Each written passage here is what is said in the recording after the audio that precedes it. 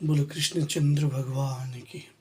श्री भीमसेन बोला कि हे पितामह, भ्राता युधिष्ठिर, माता कुंती, द्रौपदी, अर्जुन, नकुल, सहदेव ये एकादशी के दिन व्रत करते और मुझे एकादशी के दिन अन्न खाने को मना करते।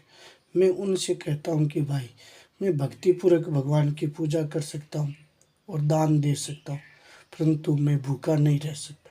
इस पर व्यास जी बोले, हे भीमसेन, यदि तुम नरक को बुरा और स्वर्ग को अच्छा समझते हो तो प्रत्येक मास की दोनों एकादशियों का अन्न नहीं खाना चाहिए। इस पर भीमसेन बोले कि हे पितामह, आपसे प्रथम कह चुका हूँ कि मैं एक दिन एक समय भी भोजन किए बिना नहीं रह सकता।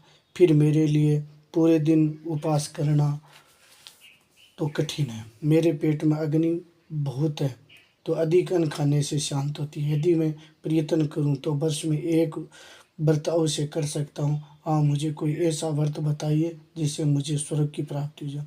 व्यास जी बोले, हे वायुपुत्र, बड़े बड़े ऋषियों और महर्षियों ने बहुत से शास्त्र बनाए हैं।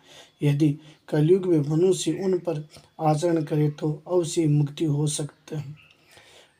उनमें धन बहुत कम खर्च होता है और उनमें से जो पुराणों का सार है उसका मैं कहता हूँ कि मनुष्य को दोनों पक्ष की एकादशी का व्रत करना चाहिए। इससे में उससे स्वर्ग की प्राप्ति होती है।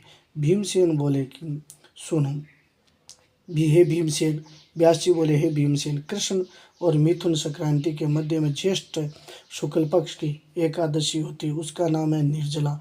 निर्जल व्रत करो। इस एकादशी के व्रत में स्नान और आचमन में जल वर्जित है। स्नान करना और जरूरी है, आचमन करना वर्जित नहीं है। लेकिन आचमन में 6 मास जल से अधिक जल नहीं लेना चाहिए। इस आचमन से शरीर की शुद्धि होती है। आचमन में 6 मास से अधिक जलपान मदपान के समान है। इस दिन भोजन नहीं करना चाहिए। भोजन करने से व्रत नष्ट हो चाहिए। यदि सूर्य उदय से सूर्य अस्त तक जलपान करे बिना रह सकता है तो 12 एकादशी करने का फल की प्राप्ति होती है। द्वादशी के दिन सूर्य उदय से पहले उठना चाहिए। इसके बाद भूखे ब्राह्मण को भोजन कराना चाहिए। बाद में आपको खुद को भोजन करना चाहिए। हे भीमसेन, स्वयं भगवान ने मुझसे कहा था कि इस एकादशी का पुण्य सारे तीर्थों में और दान के बराबर है।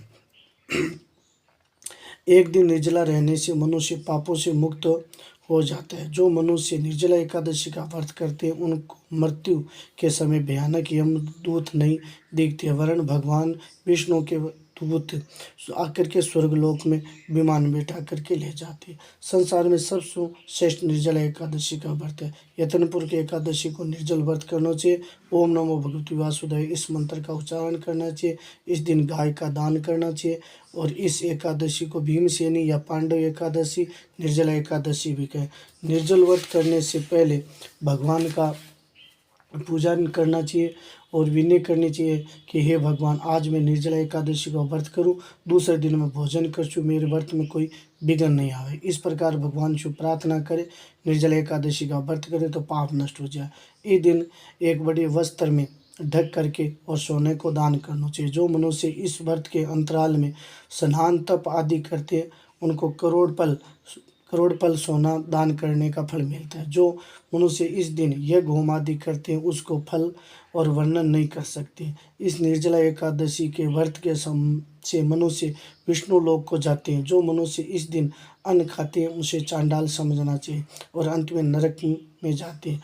ब्रह्म हत्यारे, मदपान करने वाले, चोरी करने वाले, गुरु से द्वेष करने वाले, असत्य बोलने वाले भी इस व्रत को करने से स्वर्ग को जाते हैं। हे कुंती नंदन, जो पुरुष या स्त्री इस व्रत को करते हैं श्रद्धापूर्वक, उन्हें फल निम्नलिखित प्राप्त होते हैं। उन्हें सर्वप्रथम विष्णु भगवान की पूजा करनी चाहिए।